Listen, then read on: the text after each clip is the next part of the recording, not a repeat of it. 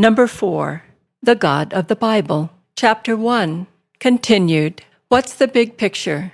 Jon Paulien, April 2020. Our gracious God, what a beautiful Sabbath day it is today, and we thank you so much for that.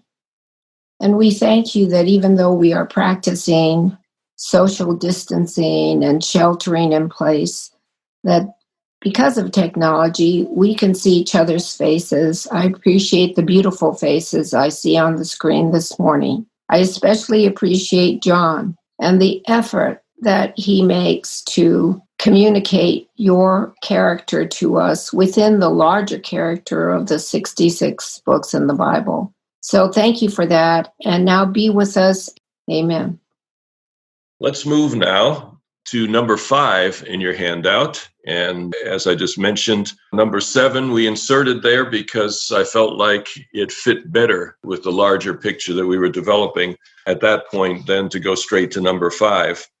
And with that in mind, with the idea that the cross, in a sense, is the solution to the cosmic conflict, not just for those who have sinned, but for the unfallen worlds and the unfallen angels, etc. And how did those angels react to the cross?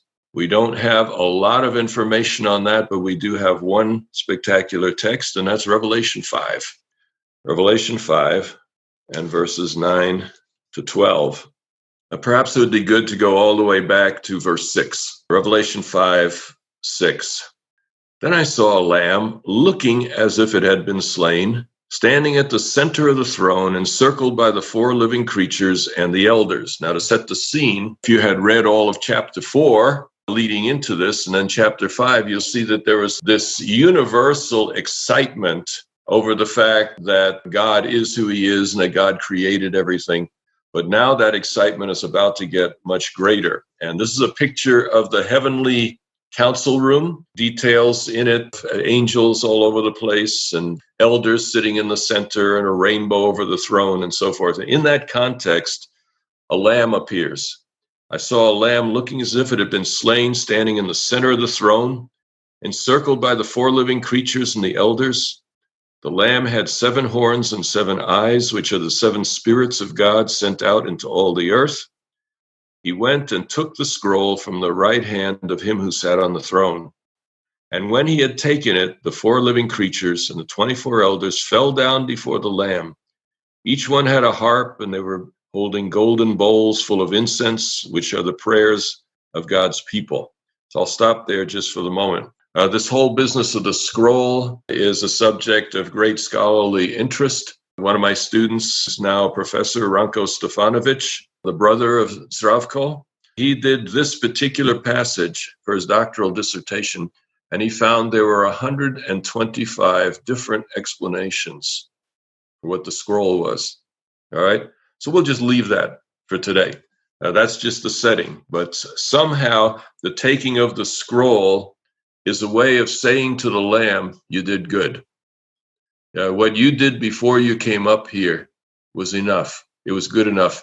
You earned this scroll and its significance. And what Stefanovic suggested is that this scroll is the scroll of the covenant that would be given to the king of Israel. When the king was enthroned, would receive the covenant, which was the constitution by which the kingdom would be ruled, and sort of the guiding principle. So the Lamb, evidently, who was slain, is now given this incredibly high honor.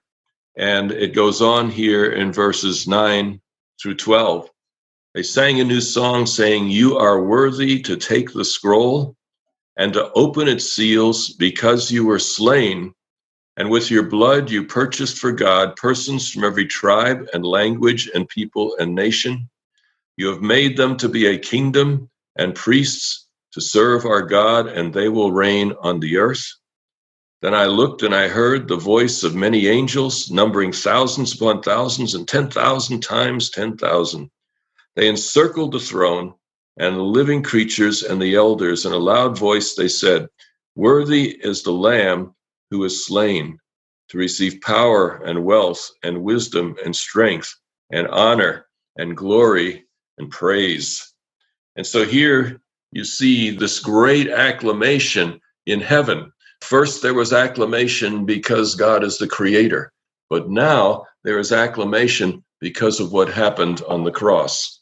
And the focus in this text is not as universal as Colossians. It does seem to focus specifically on the salvation for human beings. And I think the reason for that is that the book of Revelation was specifically designed originally as an encouragement for the first generation that received it.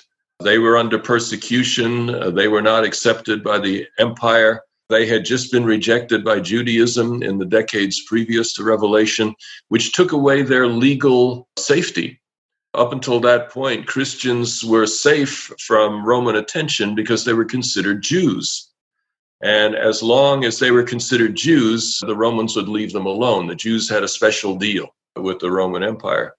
But when the Jews began to repudiate the Christians as being true Jews, it left them vulnerable. And that's happening right around the time when the book of Revelation was written.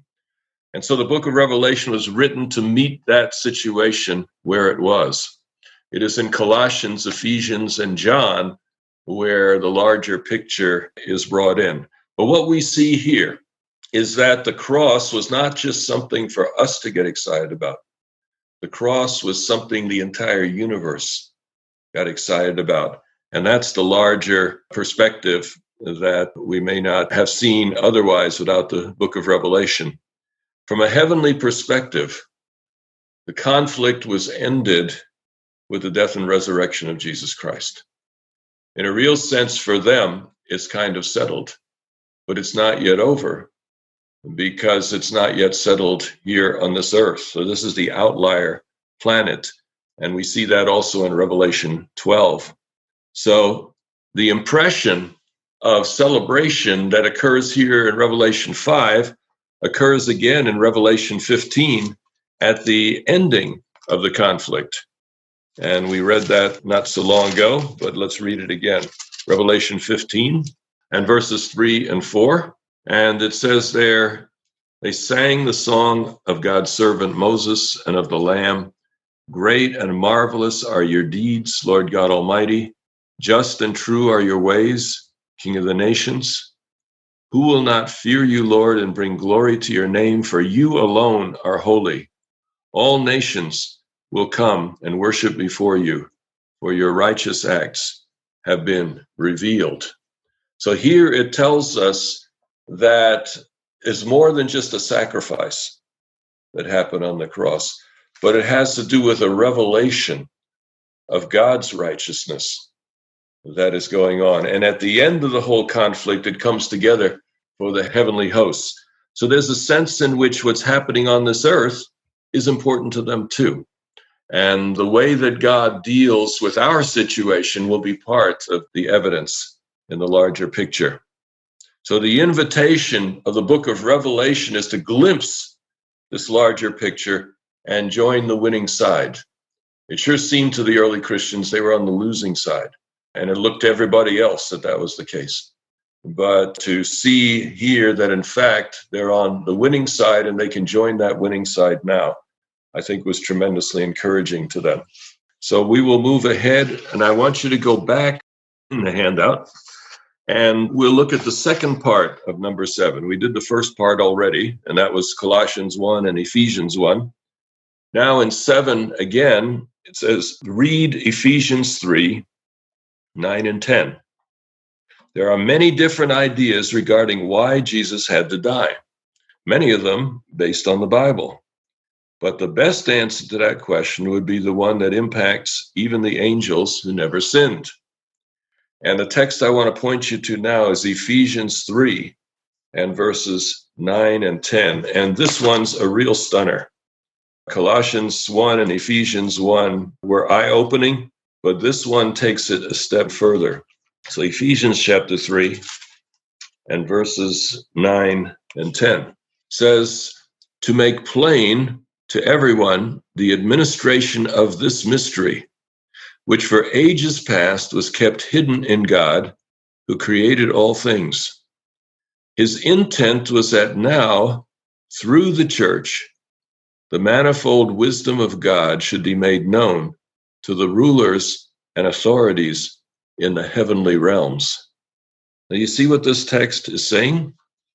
This text is saying that before time began, even before creation, there was a mystery. There was a plan that God had. And Paul outlines this plan was that through the church, God would be made known to heavenly places. So here's an interesting piece. Even when the gospel is focused on the church, even when the gospel talks about redeeming us and so on, it is a crucial part of God's plan from the beginning. God's plan that as part of the resolution of this conflict would be the role that this planet would play, from the Garden of Eden all the way to the New Jerusalem. So our part of the battle concerns the whole universe. This comes back to what we were saying perhaps an hour or so ago, and that is that every facet of our lives that we live on this earth is part of a much larger battle. And the decisions that we make, the ways in which we can honor God, both with our lips and with our actions, that these all play a role in the crisis and in the resolution of that crisis. So here in Ephesians 3, it speaks of us as being, in one translation, a theater of the universe, that the rest of the universe is looking on and is learning from our experience here. That's almost mind-boggling. I'm not sure entirely how that all works, but that is, I think, a clear statement that it was God's plan from the beginning to use the smaller view, the smaller picture, as part of resolving the larger picture. There's another text that underlines that as well, and that's 1 Corinthians 4 and verse 9. And in fact, this is where the word theater actually appears. So you have that explicit analogy.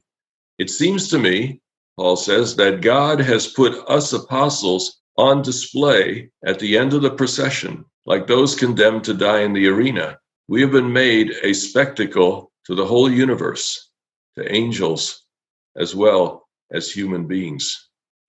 So Paul here is saying that even the negative experiences in his life are part of a spectacle that makes a difference in the wider universe.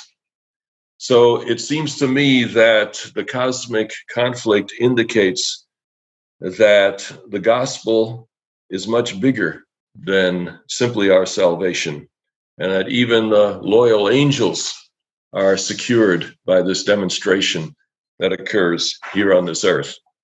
All right, let's move to number 6. So we're going backwards again, but this time to number 6. And I'm going to throw this question out to all of you to respond as you see fit. Number 6, it says, how does the cosmic view of the plan of salvation impact our understanding of the Bible? In this view, what is the primary purpose of the Bible's many stories and strange situations? I kind of want to raise a protest because you said earlier today that the cosmic conflict is not clear until the book of Revelation. Now, I don't know in what sequence Revelation was written, but I do know that it's at the end of the Bible. And I also know that many people, I would say the majority of readers, probably find Revelation mystifying and frustrating and all of those other kinds of words, and therefore they set it aside. So I don't know, it doesn't seem quite fair that the big picture, the cosmic conflict, should be saved to the end, and all those other people miss out on it who can only get through 65 books and not the last one.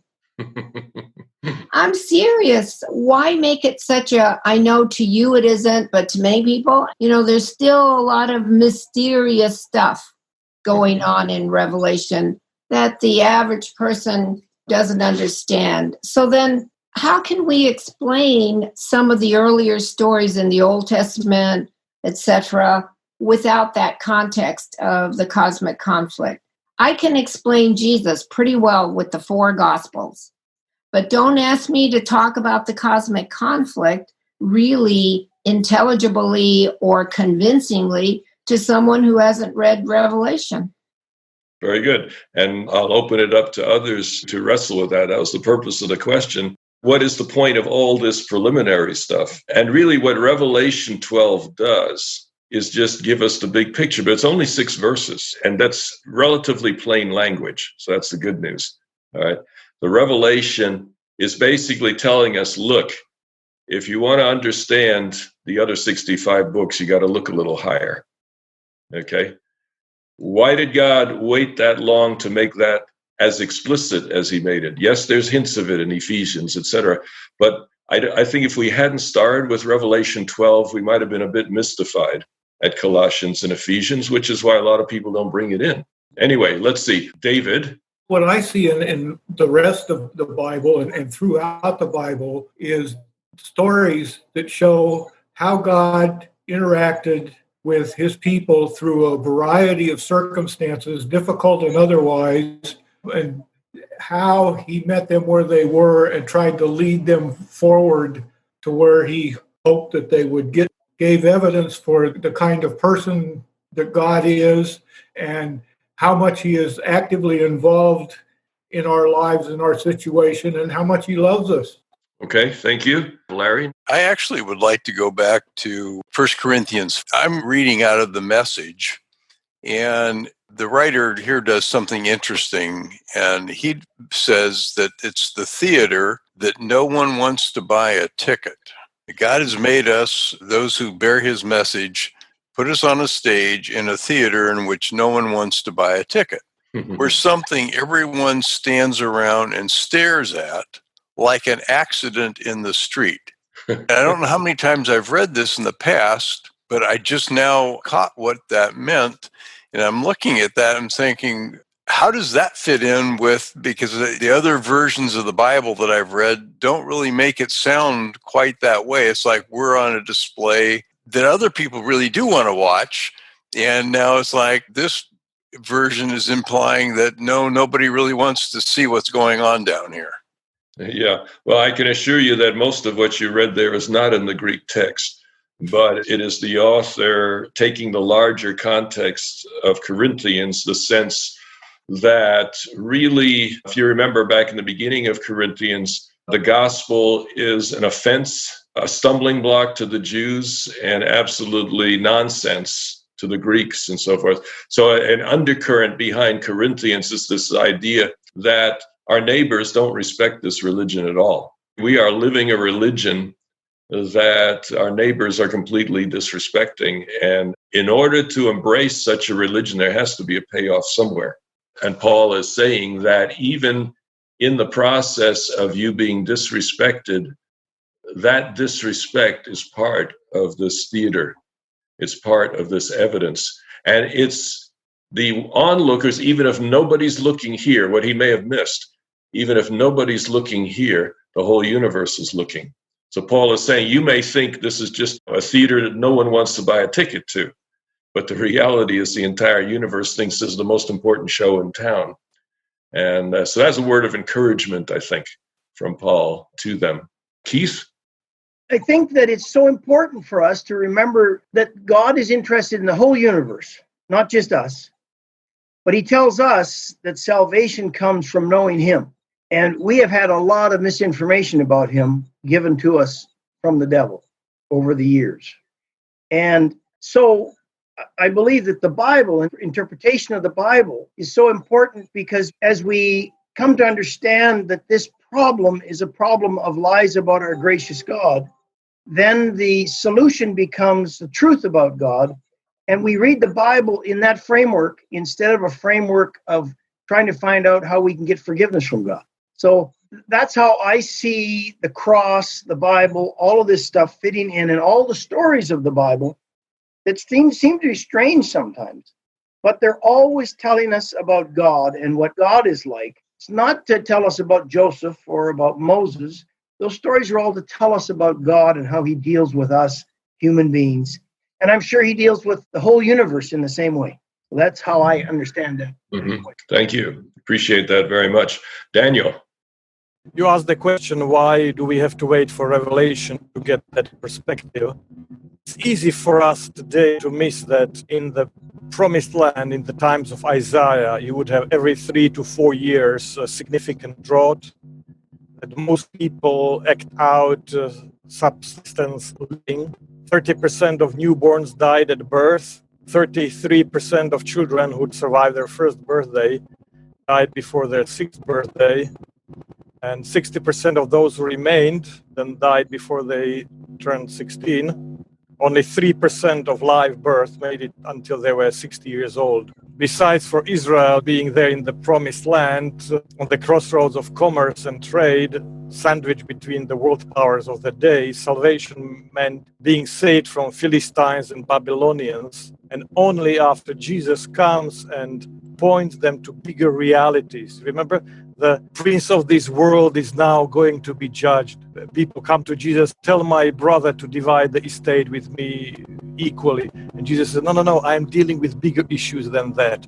So in a world like that, it takes time for the inspired writings to say, guys, there is a bigger reality than the fact that your tribe survives, that you have something to eat, and that the political powers of the day don't crush you. And so it takes time. And once Jesus' ministry models this and points that out, then comes the time that people get the drawer to deal with it. Because before that, how do you talk about something that people cannot even imagine? Good point. Yes. Appreciate that very much. Paul, do you still wish to speak to this? Sure. Yeah, I think it's something that comes to everybody. How come the great controversy is only elucidated so much at the end? But I think, like Dr. Tonstad says about Revelation, you have to be a rereader.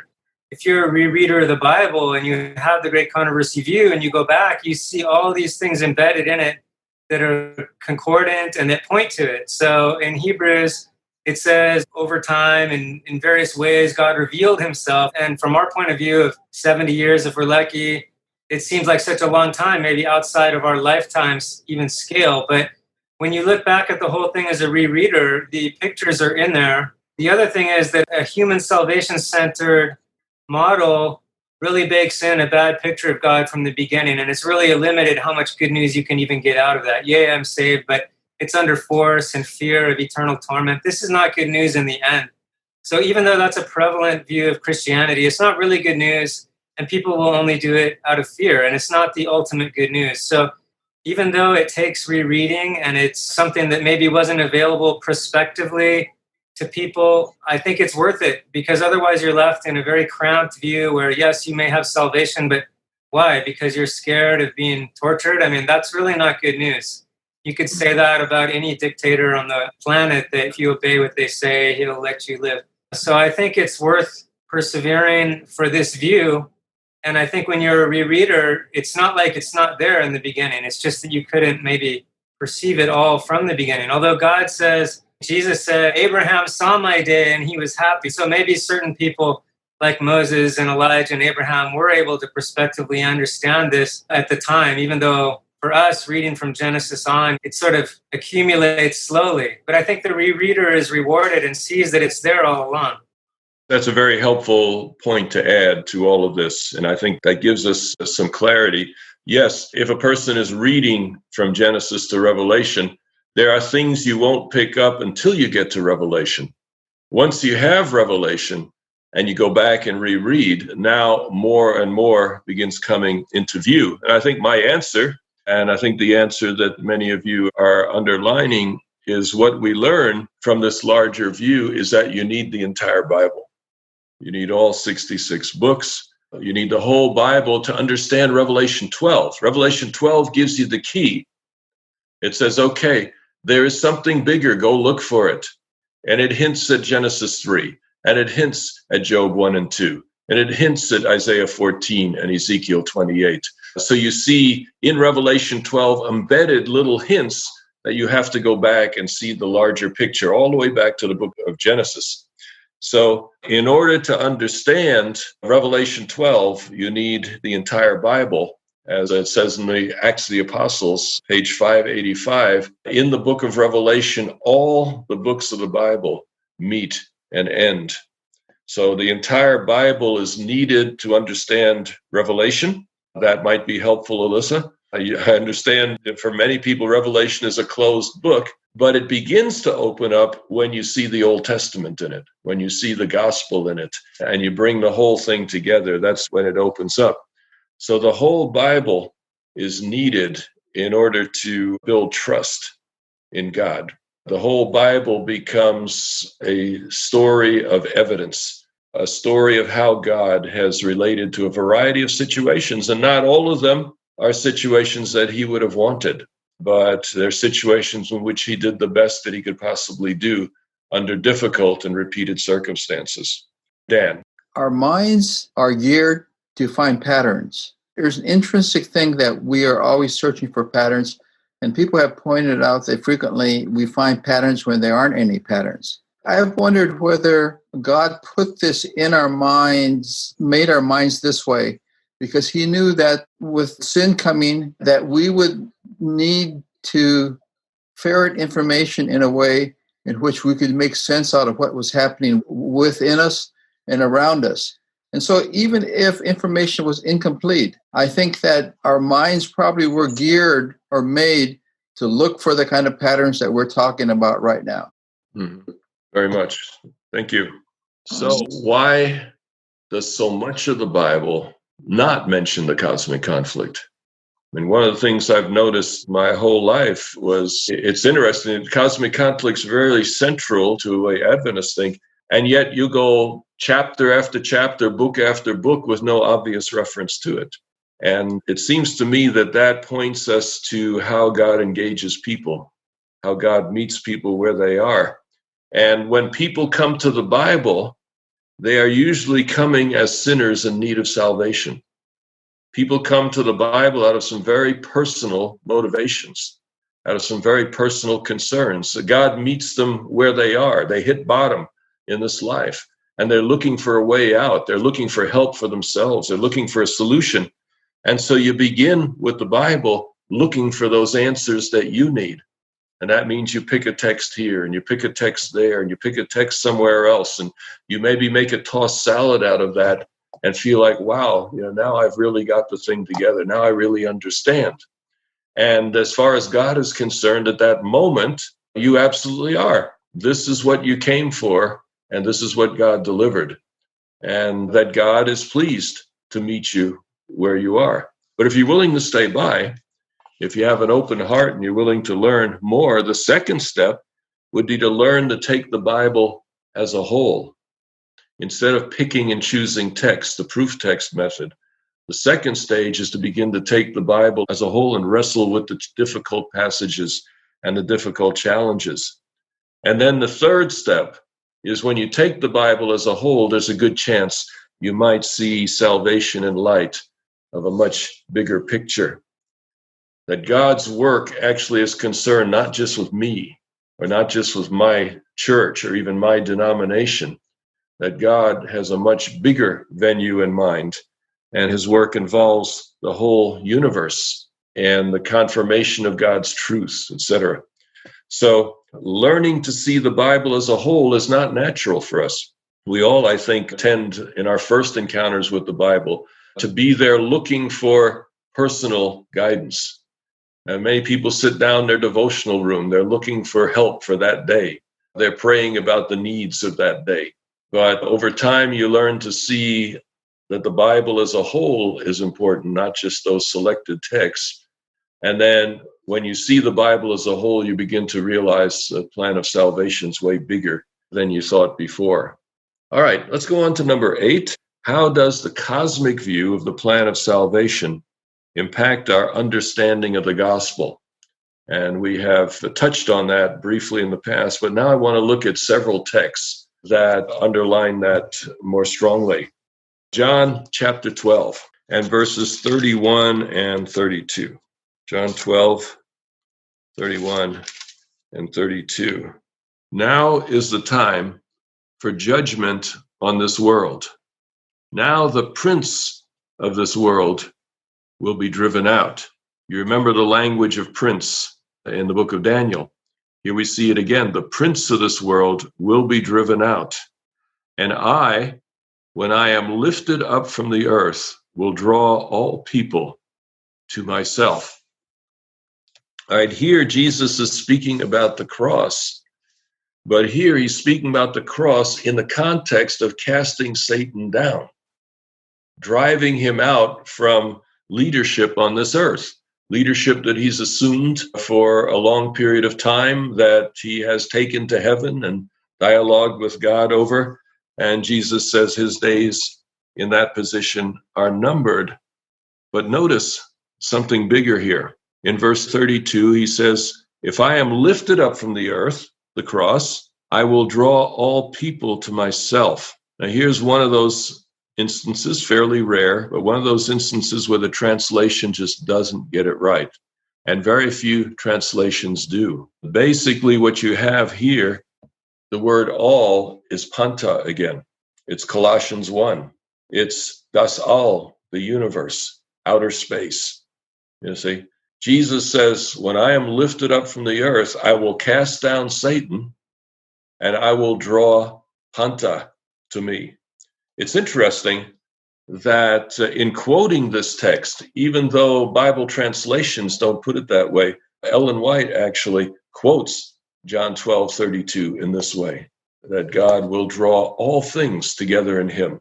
This text echoes Colossians 1. This text echoes Ephesians 1, that the purpose of the cross is to pull everything together.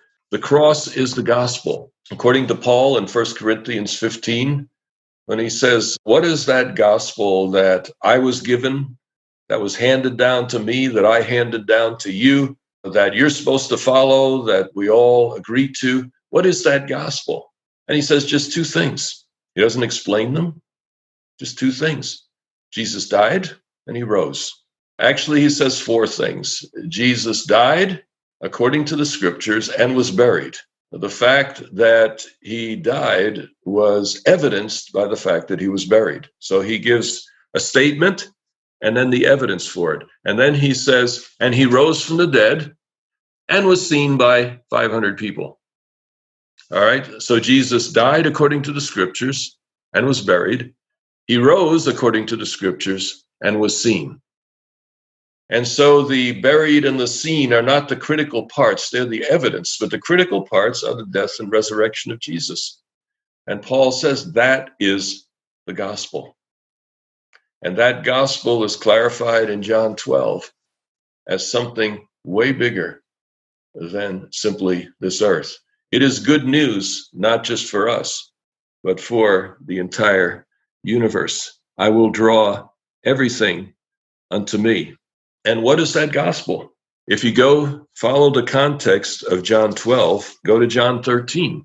Because keep in mind, one of the things that make the gospels difficult to understand for many people is that there's not a lot of theology in them. You don't have a lot of assertions of this is what God is like, or this is how we should live, or so on. The gospels are storytelling. And what you see when you compare gospel with gospel is that each gospel writer had a purpose. And that purpose was in the stories they chose and the stories they didn't choose. It was in ordering the stories they chose in the way that they ordered them. The events of Jesus' life are often in a different order in each of the gospels. Well, what's going on there? Well, each gospel writer has a purpose, has a theme that they're building toward. And they choose the stories and order the stories according to that purpose. John's purpose here is to outline the gospel, that thing which draws the whole universe together. And what is that thing? Chapter 13. Remember, it's John that put chapter 13 after chapter 12. We might not have done that. We might have gone a different direction here, but look at chapter 13. Let's go to verse 3 just to save time. Jesus knew that the Father had put all things under his power and that he had come from God and was returning to God. Now, the context here is the Passover. They're in the upper room. They're about to eat the Passover. They're sitting around the table, and then this happens. Jesus knew that the Father had put all things under his power. Okay? Jesus knew who he was, and that he had come from God and was returning to God. So Jesus knew who he was, where he came from, where he was going. Jesus at this moment is fully conscious of his heavenly status. Verse 4, therefore, he got up from the meal, took off his outer clothing, wrapped a towel around his waist. After that, he poured water into a basin, began to wash his disciples' feet, drying them with the towel that was wrapped around him. Now, have you ever read that story without reading verse 3? You know, the foot washing is just this nice story about the Messiah, the teacher, being humble enough to wash his disciples' feet. That's not what's going on here in John's mind. In John's mind, 12:32 is still echoing in there. He just wrote that a few minutes ago. In 12:32, he says that when Jesus is lifted up from the earth, the entire universe is going to be impacted. Here in verse 13, Jesus knows who he is, knows where he came from, knows where he's going, and therefore washed the disciples' feet. That act of washing the disciples' feet was pre-cross, if you will, powerful demonstration of what God is like. And we see that when we move to the next chapter, where this is summarized for us in chapter 14 and verse 9, where Jesus answered, don't you know me, Philip? Even after I've been among you such a long time, anyone who has seen me has seen the Father. So Philip is asking questions about the Father. And Jesus says, don't you get it? You don't need me to teach you about the Father. You have seen the Father in what I've done. In other words, if the Father had come down to this earth, he would have washed the disciples' feet. He'd have been no different than Jesus was. That's the amazing story. The context of the foot washing, the cross, Gethsemane, all of that is what God is like. And in the message of the Gospel of John, that the purpose of the cross was the revelation of God's character. In John chapter 1, Jesus is the one who came down from heaven and then went back up to heaven. And that whole thing about the one who came down, the one who goes back, is about 98 times in the Gospel of John. That's a theme running through. Jesus' purpose was to show us what heaven is like, to show us what God is like. And that was most clearly expressed in the foot washing and in the cross itself. It's interesting. John doesn't have the Lord's Supper. That's the model for the cross in Matthew, Mark, and Luke. The body and the blood, the bread and the wine. That's the model for the cross. John chose a different model for the cross. He chose the model of the foot washing as a demonstration of God's character, in contrast with the character of the liar and the murderer of John 8:44. So the God of the conflict is very, very different, I think, than many have made him out to be. One of the key reasons that Seventh-day Adventism exists, if you don't mind me being parochial for just a moment, is that there are many beautiful pictures of God out there. Many, many Christians, probably the majority of Christians, have a strong theology of the love of God. The love of God is the primary thing being preached in most evangelical churches. But there's something not quite right. It doesn't seem to have the impact that it could. And the reason is that packaged with the love of God in so many of these scenarios is an everlasting burning hell. And it's possible for people to compartmentalize these things. I believe in the love of God. I'm fully sold out on the love of God. But if in another part of your being is saying, yeah, but he will fry me if I don't love him back. And that introduces uncertainty and sometimes fear and doubt. Even while people are saying up front, God is love and I love God, and you're chanting that every week in church, in the back of the mind, there's this reservation. This larger picture is necessary for people to fully trust in God. And that, I think, was one, if not the primary reason for the Seventh-day Adventist movement in God's mind. God has a purpose for everything. You know, I think he's got a purpose pretty much for every religion, every church. We don't know what most of them are, but just consider this. Did God have a purpose for the early church that was moving toward a papacy? Well, the New Testament was the product of that situation. And if it were not for the New Testament, the Reformation wouldn't be possible. You see, did God have a purpose for Luther and those who followed him? You see, God knows what he's doing. If God is involved in every church, if God is involved in every religion, and Satan is also, but if both of those are true, then we need to look and see, what is God's purpose? What's the bigger picture of the Christian church? What's the bigger picture of the Reformation?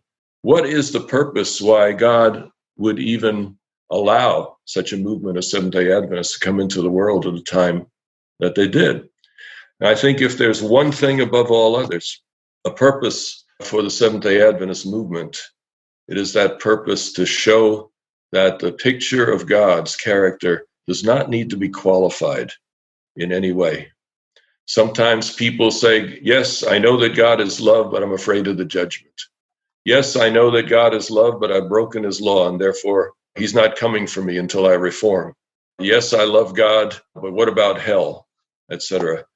And so a larger picture which addresses those caveats is the way that the true and genuine character and love of God, as described in the Gospel of John, will truly hit home and be able to transform hearts in a way that maybe has not always been seen before. So we're seeing our salvation in the light of a larger picture. And Nahum chapter 1, this is a book you may never have noticed before. But Nahum chapter 1, let's see if I can find it. Jonah, Micah, Nahum. Okay. When I was a kid, we recited the books, and I'm still glad for that. Jonah, Micah, Nahum. All right. Nahum chapter 1 and verse 9 has a unique passage. I don't know if there's another passage quite like it. But it says, whatever they plot against the Lord, he will bring to an end. Trouble will not come a second time. So it's God's purpose and plan that the rebellion, the conflict, will be a one-time thing. There'll be one conflict. And in that conflict, everything needs to happen that must happen to secure the universe for eternity. That's why we should not be too concerned if it drags on decade after decade or century after century, because the longer it goes on, the better God looks. The more patient he shows, the more he is extending people life and freedom and opportunity to find their way to him. God is seeking to build that body of evidence. And when it's ready, when it's all complete, then God will act.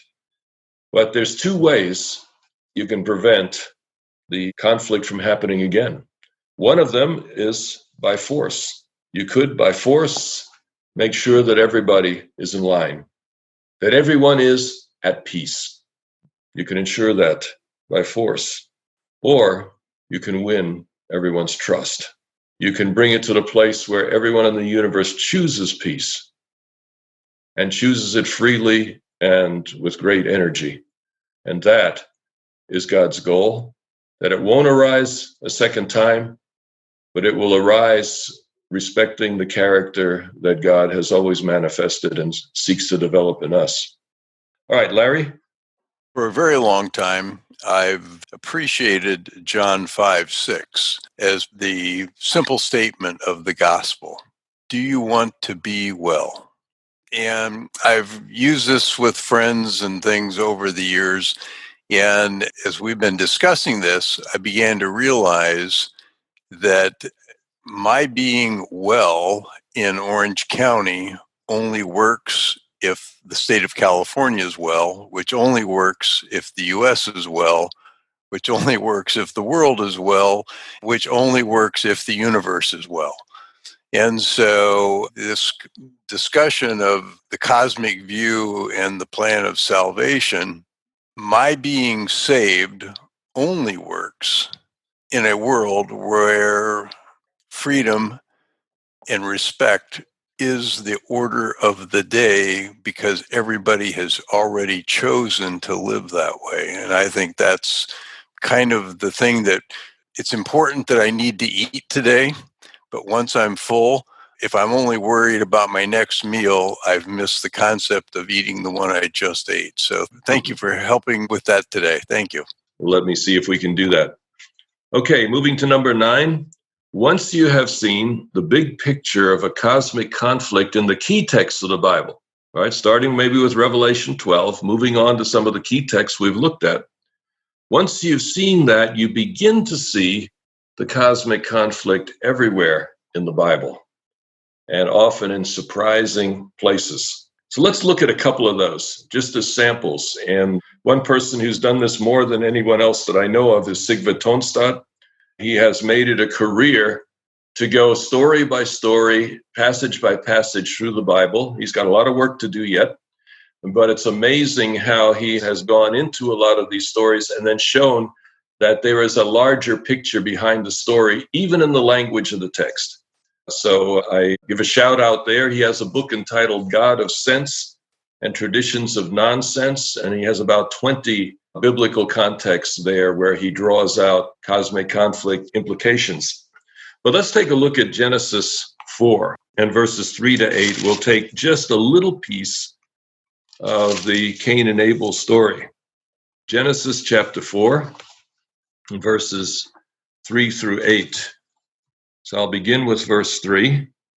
In the course of time, Cain brought some of the fruits of the soil as an offering to the Lord. And Abel also brought an offering, fat portions from some of the firstborn of the flock.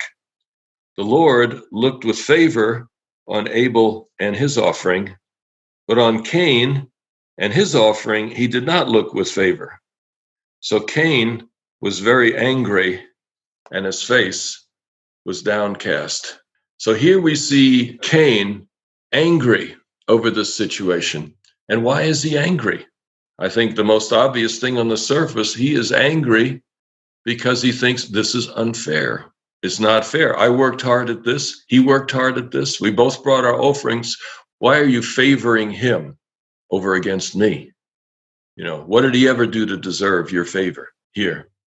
And the thought occurred to me as I was just reading this. It's not obvious in the text, but a thought occurred to me, is this possibly an echo of the original sin? Because as I read it, Lucifer was a covering cherub over the throne of God. And as I understand from some other places, that Jesus, before he came to this earth as a human being, took the form of an angel at different times in order to help the angels better understand what God is like. And so you have Jesus in his angelic form. This is what some scholars call angelomorphic Christology, that Jesus is described in angelic forms at different places in the Bible. And one of those would be in Revelation chapter 1, where Jesus comes in this glorious figure in verses 12 to 18. So Jesus and Lucifer would have been co-cherubs covering the throne of God, except that, of course, Jesus had his feet on both sides of the line, and Lucifer didn't. And at some point, Lucifer began to think strange thoughts about the difference between them. Jealousy began to come in. And so here you see in Cain and Abel, perhaps, a revisiting of that dispute among the covering cherubs.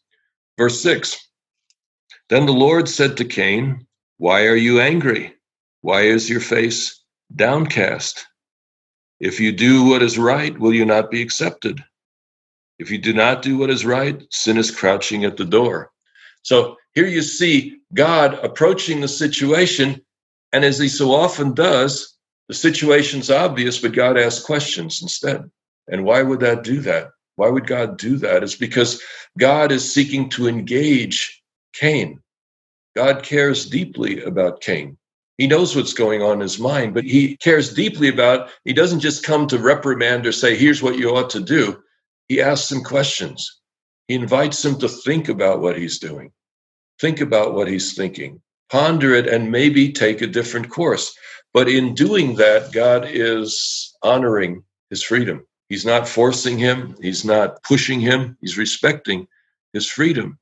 Cain has a choice, like Eve did before. Cain has a choice. He doesn't have to do what he is thinking. Completing verse 7, it says, if you do not do what is right, sin is crouching at your door. It desires to have you, but you must rule over it. This word crouching in the Hebrew implies an animal lying in wait.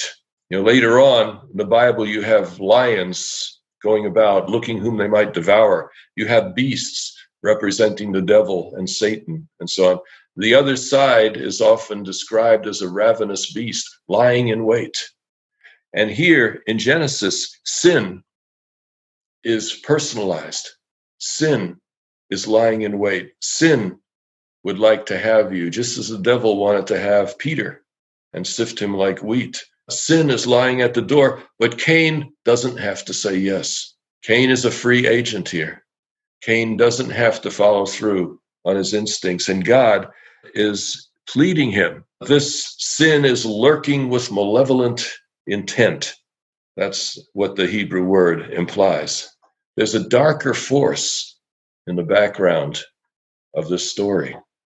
So in the simple Cain and Abel story, you see a darker force behind. There's a hint of a cosmic conflict even here. The consequence of the sin cycle is death. In this case, it isn't Cain's death. It's his brother's death. It's collateral damage. It's a tragedy. Nevertheless, it is driven by this darker force behind. It's part of this larger conflict. And the Cain story is part of the evidence of that larger conflict. One more of these, and that is Matthew 13, verses 24 to 30. Matthew chapter 13, and verses 24 to 30. Jesus told them another parable. The kingdom of heaven is like a man who sowed good seed in his field. But while everyone was sleeping, his enemy came and sowed weeds among the wheat and went away. When the wheat sprouted and formed heads, then the weeds also appeared. The owner's servants came to him and said, "Sir, didn't you sow good seed in your field? Where did these weeds come from?" "An enemy has done this," he replied. The servants asked him, "Do you want us to go and pull them up?" "No," he answered, "because while you're pulling the weeds, you may uproot the wheat with them. Let them both grow together until the harvest. At that time, I will tell the harvesters, first collect the weeds and tie them in bundles to be burned, then gather the wheat and bring it into my barn." So Jesus starts this story with the kingdom of heaven is like. This is what God's kingdom is like. This is what the king is like. This is who Jesus is presenting, the character of God. And this is how God rules his kingdom. The kingdom sows only good seed. The rest is from the enemy. One thing I love to do in Israel, there's a site which is believed to be the place where Jesus gave the Sermon on the Mount. And that site is about 1 mile downhill to the shore where Jesus made breakfast for his disciples in John 21. And usually the tour buses take you to the mountain first and then take you down to the shore for that other site. And since it's only 1 mile and the bus has to go 3 or 4 miles to get around, usually you can beat the bus or get close by walking. And so I always tell the group, those who would like to walk, let's walk down to the Sea of Galilee from here, and we'll meet the bus and everybody else down there. And it's wonderful walking down there. You see the sea in the distance and these farmers' fields, and it feels just like it must have with Jesus walking with his disciples. And so usually at some point I stop and say, "My little children, let me tell you a story." And then I tell them the story. And then I point out right from that spot, you can see the different types of soil. The good soil, the stony soil, the weed infested piece and so forth. You can see all of those right from that one spot. And it's a picture that one can take home. This is what Jesus was doing. He was probably just walking with his disciples, seeing these different types of soil and saying, hey, let me tell you a story. Let me tell you what's going on here. Let me tell you something bigger. In verse 27, the servants came to him and said, Sir, didn't you sow good seed? Where did the weeds come from? This is the grand question, isn't it? In parable form.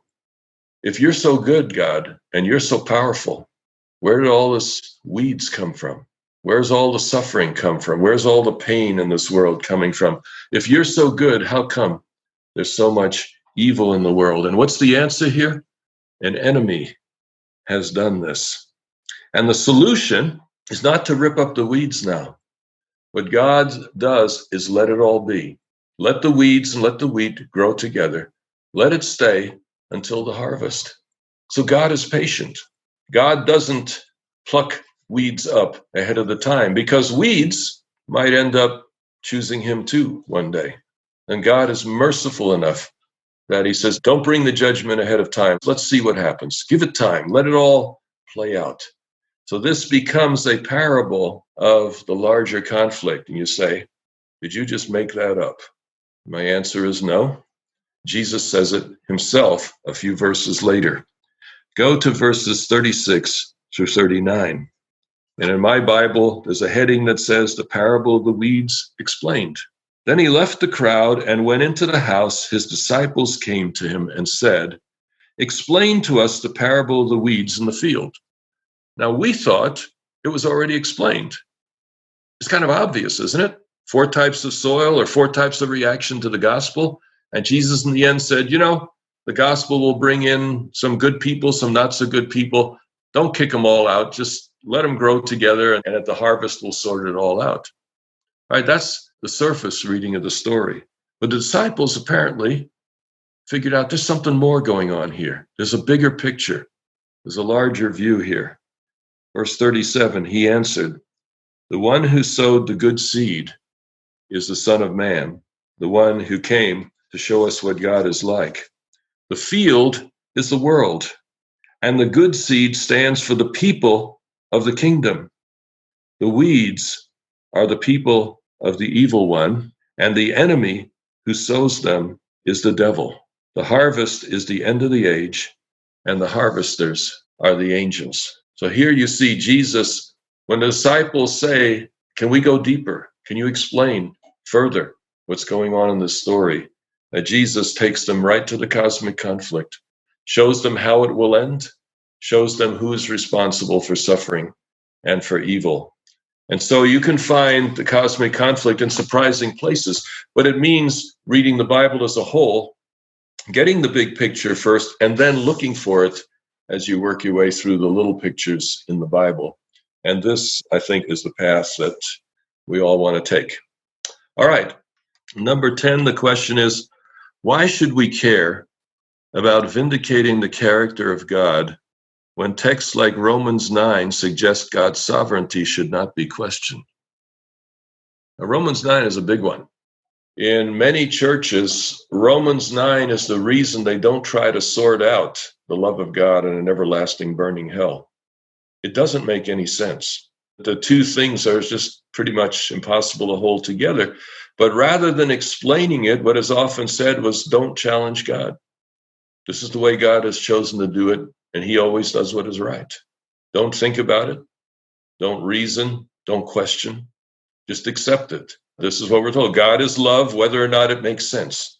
You see, how would you respond? Why should we be vindicating the character of God, even though Romans 9 says, who are you to question me? I do what I wish. Things are the way they are. That's the way I want it. Don't challenge me. Don't question me. How would you respond? Why should we be talking about these things? Paul? Well, I think you can accept God as sovereign, but there's still allegations against him from Satan, the accuser, about his character. He said God didn't want Adam and Eve to have the fruit because he's trying to withhold from them. So these allegations are on the table. Even if you concede God is sovereign, what kind of sovereign is he? Stalin was the leader of the USSR, but was he a good guy? It still matters, because who are you worshiping and why are you worshiping them? Just to say someone has the ultimate power, they could be a tyrant and you might obey because their power cannot be questioned, but that's not compatible with a God of love. So we have to square the thing. You can do that without questioning his sovereignty, but you do need to have a non-self-contradictory answer. How can you be love if all these Christians are proposing coercive models that don't internally cohere? You have to try to solve that. I mean, there's been injection of falsehoods that malign God. That's not to question his sovereignty. In fact, a lot of the questions of sovereignty from the trusting angels may be, why is this taking so long? How come you're holding back so long? They also wanted a solution quicker, if we're to believe Ellen White, etc. Mm-hmm. And so patience is called for as God reveals his character and unmasks the adversary fully. But I don't think it necessarily needs to question God's sovereignty to make a picture of God that makes sense, and that love can be an answer, because the eternal hell, you can't have that with love. That's coercive. Mm-hmm. Okay, anyone want to add to that? All right. Let me share with you just a few texts, and then we will bring this to a close. Psalm 115. I think there's some very compelling reasons to talk about the character of God and vindicating the character of God, and they're biblical reasons. Psalm 115 and verses 4 through 8. But their idols are silver and gold, made by human hands. They have mouths, but cannot speak, eyes, but cannot see. They have ears, but cannot hear, noses, but cannot smell. They have hands, but cannot feel, feet, but cannot walk, nor can they utter a sound with their throats. What are we talking about here? Idols. Verse 8. Those who make them will be like them, and so will all who trust in them. Something I've shared frequently. You become like the God you worship. It's important to deal with the character of God. It's important to ask the question and to seek God's answers, because you become like the God you worship. If you see God as being exacting and judgmental and severe and unforgiving, you become more and more like that. And sadly, in so many churches, you see even the key leaders being very judgmental, very challenging, very cruel at times to the people, manifesting the picture of God that they themselves believe to be true. They themselves fear the judgmental God and sometimes think, well, if I can be like him, then maybe he'll accept me. So you become like the God you worship. But if the God you worship is gracious and kind and forgiving and understanding, you become more and more like that. So to know God is critical to character formation, to who you become. So whether or not you can explain everything is a separate issue, but it is important to have a good and clear and true picture of God in order to become the person that you and I think all want to be. We want to become like that God. Hosea 9:10. When I found Israel, it was like finding grapes in the desert. When I saw your ancestors, it was like seeing the earthly fruit on the fig tree. But when they came to Baal Peor, they consecrated themselves to that shameful idol and became as vile as the thing that they loved. You become like the God you worship. In this case, it uses the word vile or detestable. If you worship a detestable picture of God, you become like that picture. And Hosea here is echoing something that he says a little bit earlier. Hosea chapter 4 and verse 6. My people are destroyed from lack of knowledge. That when people don't know the true picture of God, the consequence is spiritual destruction. A true picture of God is essential for healing. So I would contend Romans 9 is there, It's part of the larger picture. We need to take it seriously, and we must acknowledge the fact that things are the way God has chosen them to be. Given that he allows freedom, given that there's a conflict in the universe, God does not always get what he wants. But things are the way God has designed, and they are heading to where God wants them to go. And the more we understand what God is doing, the bigger impact it'll have on our lives and our characters. So we're about to close. Is there anybody that has a word they'd like to share? Dan? I think one thing that people might want to consider in regards to what you just said is that when we choose whatever worldview or however we look at life, we are actually in some respects choosing the kind of God we want to worship. And so I think it really is important for all of us to say, what lifestyle do we want? Because I think that lifestyle will determine the type of God we choose. And I think there are really significant implications along that line. It's sort of saying what you've just said, sort of in the reverse fashion. But I think both those ideas sort of dovetail together. Well, supporting that reverse fashion just a little bit, I have never in my life felt good about being mean to somebody. Mm-hmm. I've never in my life felt good about walking past somebody who needed help and ignoring that. I've never felt good about losing my temper.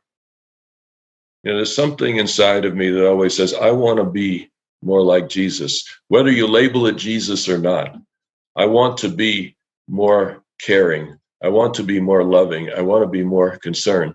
And out of that inner drive, we find a beautiful picture of God. In other words, we can start from our own aspirations of who we want to be. And when we see that in God, we then model to that. And in viewing God, we become more and more like that. And I found that when I go on my own resources and so on, I become worse and worse. On the one hand, the beautiful picture of God calls us to perhaps a better picture than we ourselves realized. But every human being at some point wants to be better than they are now. And that is where the beautiful picture of God connects with what people are starving for. That's where it becomes good news. And it's a transforming good news. Dan? I think the frightening part, though, is that society suggests that we should become many negative things. For example, when I was growing up, we were taught to be macho. And it was okay to beat up on other people in a variety of ways. Today, I think young people are taught that it's great to be one's own God, to create one's own morality, following the idea of naturalism. And so I think it's very hard sometimes for people to, without knowing it, navigate and choose to become the right kind of person and look for the right kind of God. Mm-hmm. Yeah, I remember way back when it was fun to be big man on campus and all that stuff. But I found that there were certain actions that felt good at the time. And later on, when you think about it, you say, that's not who I want to be. I'm not proud of that. And this is where finding the picture of a God who is everything that we could aspire to is one of the great discoveries of our lives. Let's close. We thank you, Lord, for being with us again. And I pray that the things we have discussed might go deep into our hearts and that we might rejoice in knowing you. It's my prayer in Jesus' name. Amen.